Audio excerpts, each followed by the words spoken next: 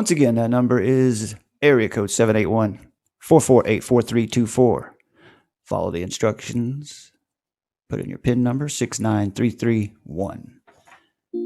And there we go. Hello, Bradley. Hello there. How's it going? Let me lock this line so no one else can get in here right now. Okay, it's Conference locked. All right. So how's it going? Who would I have on the line here? Edu, how you doing, man? Doing great. How's my volume, and am I coming through all right? Sound good, yeah.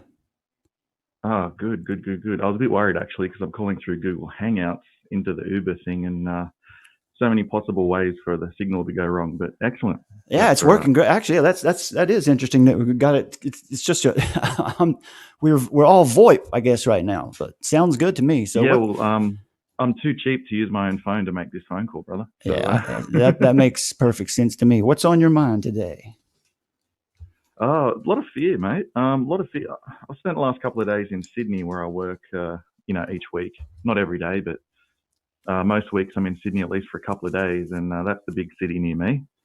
And there's just a lot of fear going around with people, I notice, and I must admit to holding a lot of it myself around the coronavirus. And obviously we were just hit, with the fires recently, and they still burn on a little bit, though starting to go out of the news, and they've moved on to the next thing. But we're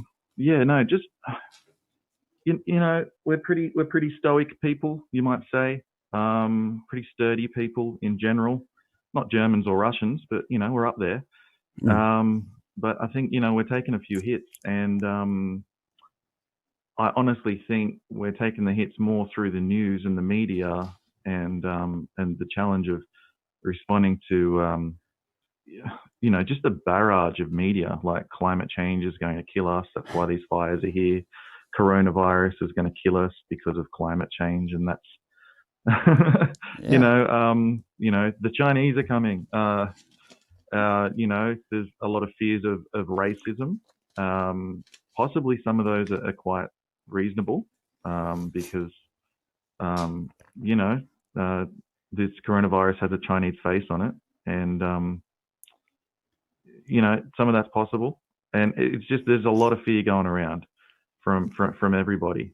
It's uncomfortable. Yeah, I wonder about that. I wonder what is it that what has led us to this point where, like, for instance, with something like climate change, where now I'm not going to say that it doesn't. It definitely, all this affects me too, because there's always it's always in my mind that, okay, what if it's true? But then you have to, because you hear it so much that the possibility of it being true stays in your head, and there's always a little truth in what they're actually saying. So something like climate change, though, with something like that, where I've yet to talk to anyone who has told me that they've seen and experienced an actual effect in their lives from so-called climate. Now, let's be clear about climate change. The climate changes all the time. There's just nothing you can do about that. Yep. But this idea that we're in a crisis and that we've caused it and that we have to rectify it somehow, what is it that makes us vulnerable to that? I reckon you guys might be slightly behind where we are now, because of the fires. That's no longer a discussion that's being had. In fact, our more right-wing prime minister, it's from the, let's call it right-wing. They're called the Liberal Party here. Our prime minister has said climate change is real, and that's the first time really that they've said that from that party. Even our more right-wing media pundits are actually saying that climate change is a real thing now. So that window has moved now. It's just not said here. You can't question climate change anymore here. The media have been every day hitting us with so many things that this is because of climate change, this is because of climate change, that anybody on the street now could answer that question. Now, would it be fair for them to say, oh, these fires are a clear indication of climate change? We've never had fires that have spread over so many acres in this country. And that could be correct. What are the reasons for it? Well, that can be debated, but for the most part, we're not allowed to debate it, because it's climate change according to the media and There's the problem. most people now. I think that's the You are problem. crazy Yeah. if you start speaking like that's not a result of climate change. You're a conspiracy theorist, and that has changed in 6 months. That has been a very quick sort of movement of what do they call that window? The Overton window. Yeah. That's just outside. It's like anti-Semitism. It's just outside of anything you're allowed to discuss here. Yeah, that's when we, in my opinion, my feeling is anyway, when we find an issue that you're not allowed to dissent on, there's a problem with that. Because if it's real and there's just clear evidence and you can't deny it, then why are we not allowed to debate it? If you've got all the evidence and it's 30 years of crystal clear science, then why in the world are we not allowed to debate it? Because you're clearly going to win the debate, right? Because you have all this evidence, but it's just not what we see playing out in the real world. Yeah. I don't find that I can say that with the people that for instance, the people that I work with. The closest that I can get to that is to say that within scientific discussion, even if there's agreement among them that there is climate change and it's man-made, there are still many different perspectives even in there. So you can't go and say, look, climate change might not even be a thing. But you can possibly still say the people who agree that climate change is happening, some of them are saying that the world is going to end in a fiery hell in the next 12 years, like your politicians sometimes say. I'm trying to think algorithm and AOC and that. But there are scientists who say no, that's not the case. It's a much slower sort of thing. So that's all I can do, I find, without having people stab me with a fork if we're having a meal together. Yeah, so that's the question right now, I guess, that we're thinking about is how do we actually. Now, I could come on here to this YouTube station and talk about this and do this on the internet, and typically we'll run into people. People will gather together who have the same mindset, and so it's not that difficult to do it here. But like you're talking about, when you're just Nazis, out there, Nazis like you and me, brother. Right? Yeah, pure Nazis. We get our kind, right? And that's what they'll call you if you say if you happen to challenge the new green religion, you're called a Nazi, and people don't even know what a Nazi is. But how can we? Let's think about it then. How can we address actually sharing the counterpoint with people without them getting triggered? How do we bring it up? Now, maybe we just change our rhetoric. We don't come right out and say, listen, this is all a lie. It's not true. How do we do it? Do we bring them, do we point them to research? Will people pay attention to that? Or do we just do what we're doing here? Do we just go into a public forum and talk about it as much as possible? And I don't know. How do we do it? How do we address actually having a dialogue with people who are so triggered that they don't want to hear? They don't even want to hear that everything's safe. You try to tell them that, listen, everything's okay. Like especially kids today. We don't want our kids walking around traumatized. That's not a life. Oh man, like our education system right now is trauma-based mind control, and I say that as an educator. I'm being fully serious when I say that. I agree. Agenda 21 is actually leading a lot of the focus on education.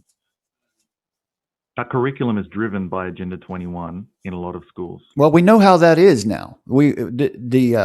Anybody who might be watching or listening that's new to this channel, you can look in the playlist and the videos that are available on this channel. What you'll find out is Common Core is essentially designed to program everyone to be exactly the same, program everyone to accept all of these scare tactics without questioning them. That's what, it seems like that's what Common Core actually is to create a generation that doesn't question authority, maybe. Yeah. And it's a lot easier to do when you have a foundation of fear there. I mean, look, I started this call by saying I'm fearful and I don't want to be. and I pray for strength in this, but it's really hard not to be when you you're told just enough to be worried, but not enough to know if what they say is going on, and then everybody around you is fearful as well. It's rather triggering to use a word I don't love to use, but yeah. Hey, tell me about Christmas Island. Are you familiar with what's going on out there right now? Look, I was only told by a friend. I've kind of been avoiding a lot except the headlines as far as mainstream media, but I believe that some Australians have been sent to Christmas Island who were in China. Right, Now, Christmas Island is where we put refugees right. who come to Australia in boats. We turn them around with our military and we place them on Christmas Island for, a lengthy amount of time. It's always bothered me how long a person can be placed on an island outside of Australia without working out, how to help them. It can be years and years, and some of these kids are children, and they're essentially behind cages. They don't have a great life. Now, either you're going to bring them into the country or you're not, and it shouldn't take years to do it. But anyway, the hardcore lefties obviously will, have picked up on that, and because for years and years and years, I'm talking decades, the whole boat people saga, Yeah. Turn Back the Boats, was like Tony Abbott's, who was the Prime Minister before the Prime Minister last. That was his build the wall type call, turn back the boats. And our current Prime Minister ScoMo actually has a silver boat on his desk as Prime Minister that says, I turned back the boats, because it was his job at the time. As Defence Minister, I believe it was. So I don't know what I'm getting at, but you asked. Well, that's interesting stuff. Well, I think what we see, what I was thinking of when I saw I was reading the story about what's going on in Christmas Island, that the Australians who are in China were taken, are supposedly, we have been taken out of the country, and they're at Christmas Island, or headed for Christmas Island. And what this I can just say what it reminds me of. It just sounds like the idea of warehousing human beings. You get an opportunity to run a test. Let's test warehousing human beings, and here's a good opportunity to do it. We'll have this scary We've been doing that breakout. for decades. Yeah, we have, and I just think that both parties here have been doing that, and it's just the same as in America. It doesn't matter what party you've got in there. One party will be for it, one will be against it. But once that party that's against it comes in, they're for it. So it's irrelevant. The whole thing, it's a Hegelian dialectic, as you know. But yeah, we've been warehousing humans for years, and the stupid thing about it is just how many years you can keep somebody in detainment. And sometimes it's on Christmas Island. We've had ones, refugee centres that are in the outback. Our outback gets hot, proper hot. So these aren't great conditions. Yeah, no, we're experts. We could probably help your government a bit with how to warehouse some human beings, for sure. That's the plan. I mean, that's when you read the document, the agenda for the 21st century documents, that's the plan. That is the new global governance. It's warehousing human beings. And it's not, probably not like people are thinking. It's not going to be this post-apocalyptic scene. They're going to create a very inviting scenario where, for instance, in maybe a smart city, and people will be so trained into, what is it? Learned helplessness. We're being trained into learned helplessness, or to be extremely dependent on the infrastructure around us, or the government infrastructure that's around us, so that we can't fend for ourselves, so that eventually we will just decide to all go into these warehouse situations, these smart cities, where we'll be tagged and tracked and Well, you want to talk about experiments on this? I mean, China is well ahead of the rest of the world as far as that goes How about with those cities? Have you their seen the cities. cities Their there? cities are already smart cities. Yeah. Well, what about the cities they have now? I think I've shown this before on this channel, but I'll do it again sometime. They're building cities in China, entire cities where no one Yep. lives. They're just preparing the cities. Well, that has to do with their they say has to do with their economy. It's their 10-year or 30-year plan. But but when you look at the Yeah. agenda for the 21st century, what you see is there it is. There are the smart cities being prepared, the warehouses being prepared. No one lives in the cities. They're huge cities the As part of size my of smart city work, yeah. just a few years ago, I gave a presentation, and I think it was 300 cities that they were building um, within the next 10 years, and that was a few years ago. 300 cities of more than, can't remember how many million people each.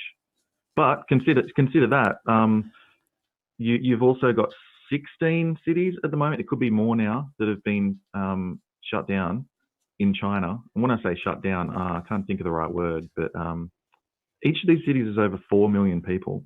16 of them, because of coronavirus, basically everybody has been told to stay in their homes.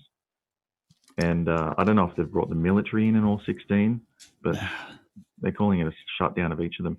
So, I mean, yeah, these are brilliant experiments.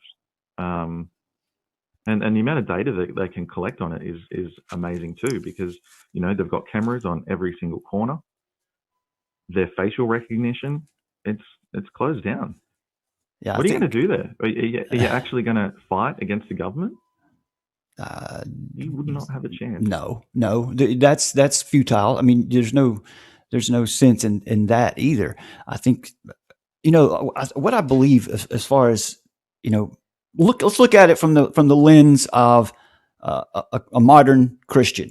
All right, what we see going on is obviously the groundwork, the framework has been set up for this idea, at least of a beast system where many I don't claim to have a pure eschatology, but many in Reformed theology would claim that the beast system would be one of total control, and you're Yep. and in Christians or anyone who doesn't follow suit with whatever ideology is prescribed will be warehoused or jailed or killed. That's biblical. That followers of Jesus Christ at some point in history, once again, are going to be murdered for professing faith in Jesus Christ, and that's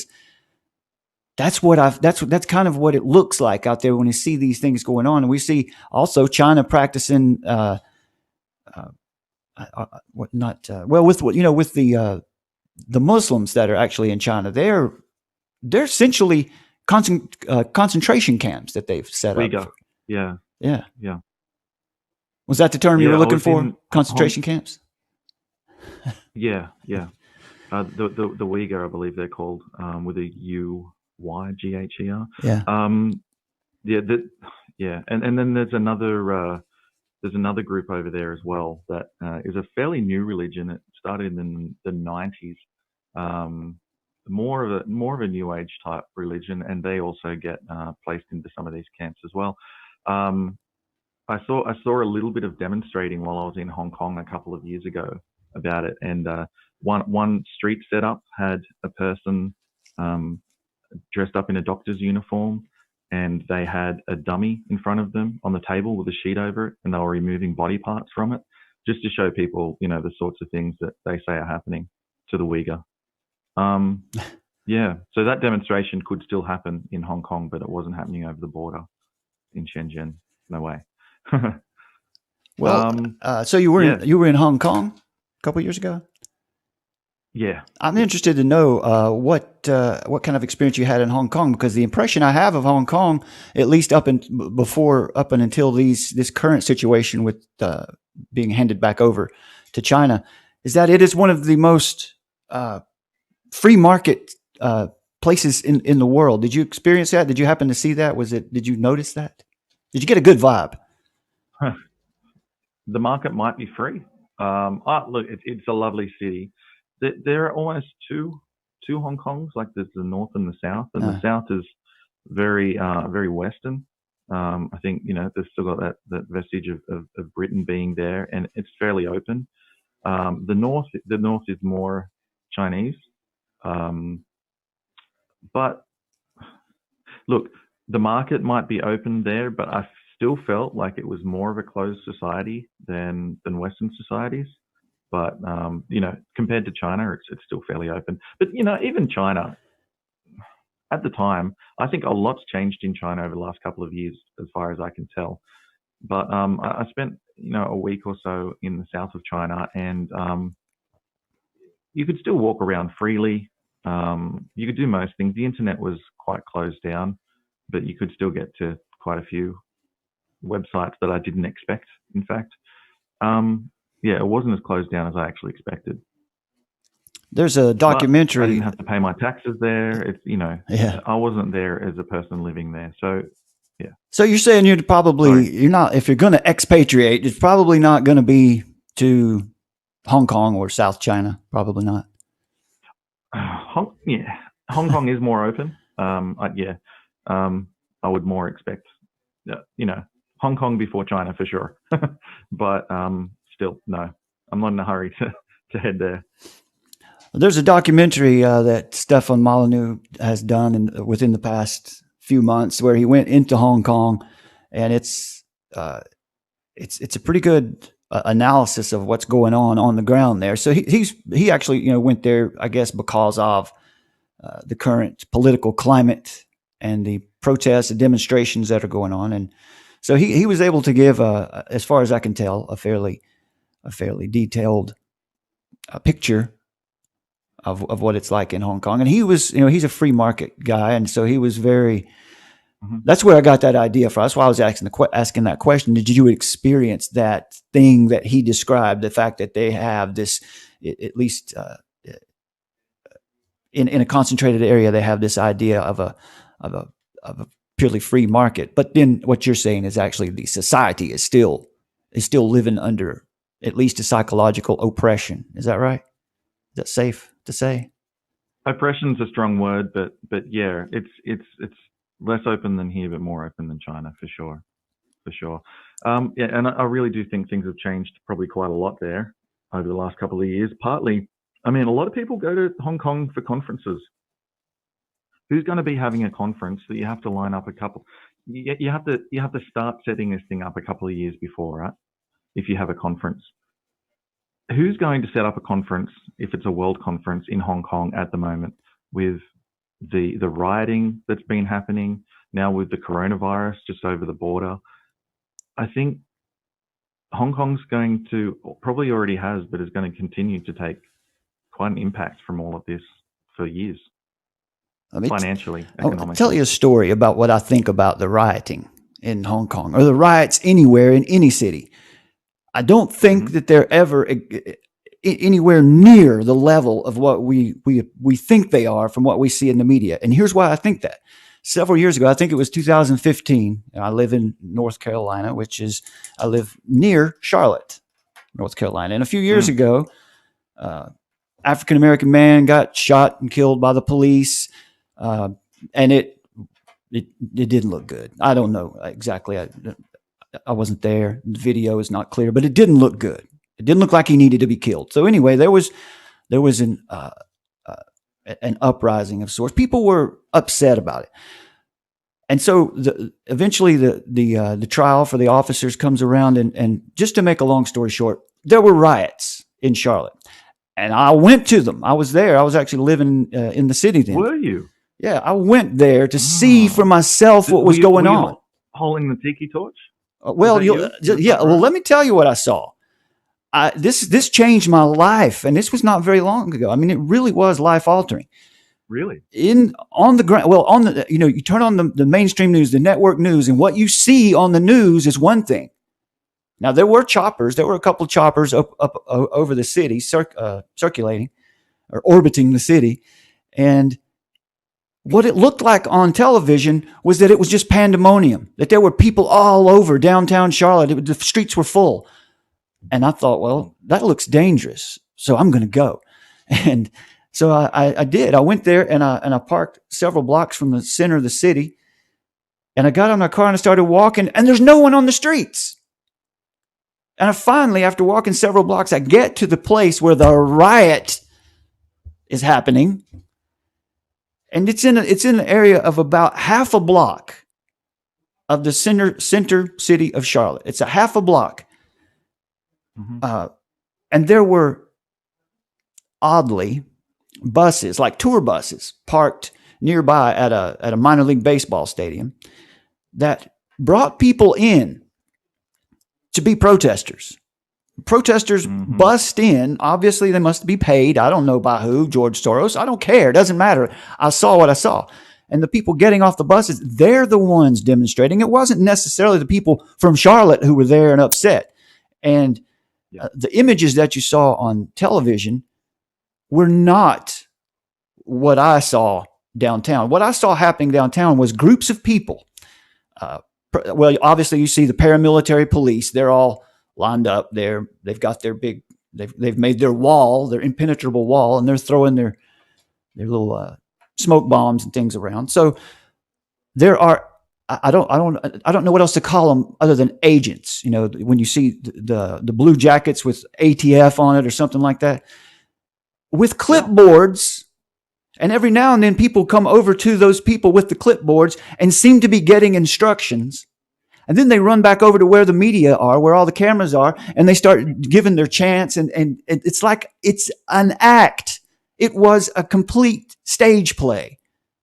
Now, that doesn't mean that some of the people that were there were not very serious about what they were saying and doing, but it was completely constructed. It wasn't organic at all. And I took my phone out to take some pictures and some video, and very quickly was told to turn that thing off. And so who by? By the not by the police, but by whoever those, I'll just call them agents because I don't know what else to call them. Those uniformed agents or plainclothes agents. They had badges of some sort on. Yeah, but it was now. We talk a lot about false flags, and we talk about staged events and all this. Well, I'm sure there were people that were upset about that deal, about what happened to that guy getting killed. But what I saw in that protest, in that riot, was very small. It was like watching a play. Now there were people there throwing things around and breaking windows, but it was really confined to about a half a block area, and all the cameras where it was like a stage. That is a stage, because that's not what it looked like on the TV. No, I think, now from the helicopters above, what I figured out what they were doing, they were with their cameras, they were zooming way down onto the action. Yep. If they had zoomed out, you would have seen a dark city. Like 24/7 news, this is why from that one event, or from any one event, you keep seeing the same pictures and the same video over and over and over again, because they don't have that much of it, because they can only get it from certain angles. If this was a real event that was covering 10 blocks, like, they would have almost infinite amounts of video and photos of it. Oh yeah. But you see the same people in the same photos. Right. Over and over and over again. Yeah. Yeah. Amazing. So that changed your life how? Well, it showed me that what I see on mainstream news is just not necessarily what's really happening. And that it's a good idea to be skeptical about, especially when it has to do with fear and riots and emotion. You know, the idea today is appeal to emotion. Get everyone as lathered up as possible, because they're easy to move when they're in that state of mind. But that's how it changed me, is because now, like when I see the riots in Hong Kong, I'm thinking, hey, that's probably just about a half a block.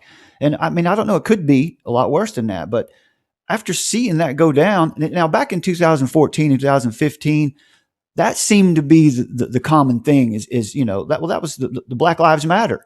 That was during the time of when Black Lives Matter became a big deal. And we know that was a controlled opposition there's a lot of money put into that by, George Soros and others, obviously.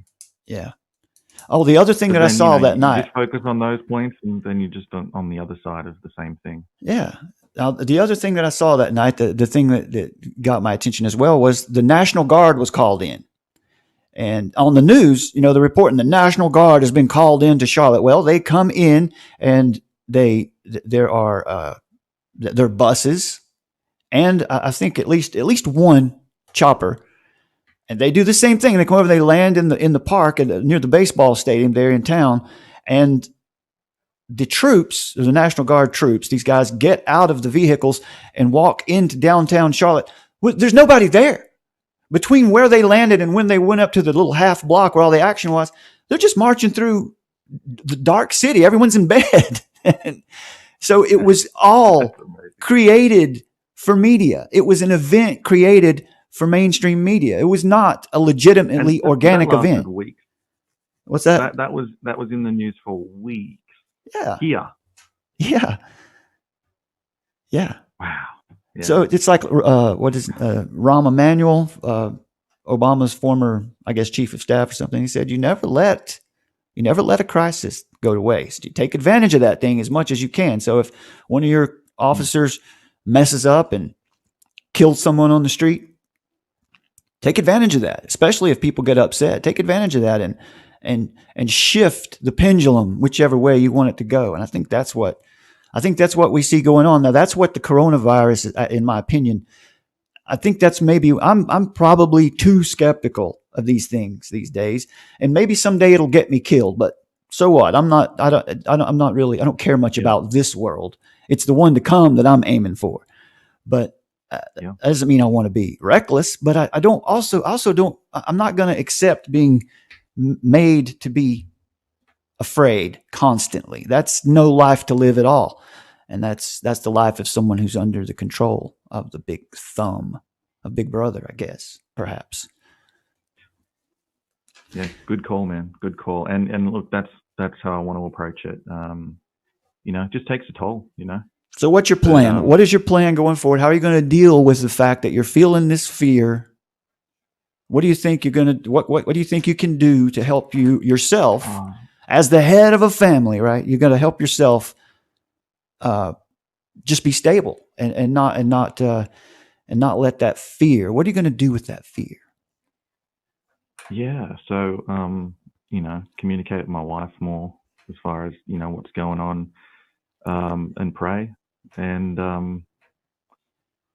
watch less media, read less media, all that sort of thing. Yeah. Well, prayer is the most powerful tool that you have. That's the one that gets that's the one that gets results. But yeah, so well, I think that sounds like a good plan to limit the media intake as much as you can and remain informed about what's going on around you. But yeah. I mean, I'll head off in a second, make some room for somebody else to make a call. But I'll just say one more thing. I watch quite a variety of stuff on YouTube and online, and listen to things while I work. And I listen to a bit of True News, for instance, and I think they're good guys. But part of their thing was yesterday was this is a judgment from God. This is a plague, and it kind of adds to the fear as well. And what are your thoughts on that? Well, I think it works the same way. Whether it's real or not, the plague is the fear is the plague. The fear that everyone feels is just as bad as an actual plague, because what is fear and anxiety causes bad health. It causes people to get sick. It causes people to have subpar lives, So the fear is the plague. It's a mind virus, I think. That's my opinion on it anyway. Yeah. No, that's a good point. All right, I'll leave it there. But thanks for letting me call in, and keep up the great work. All right, my brother. God bless you. Thanks for calling. Good to hear from you. God bless you too.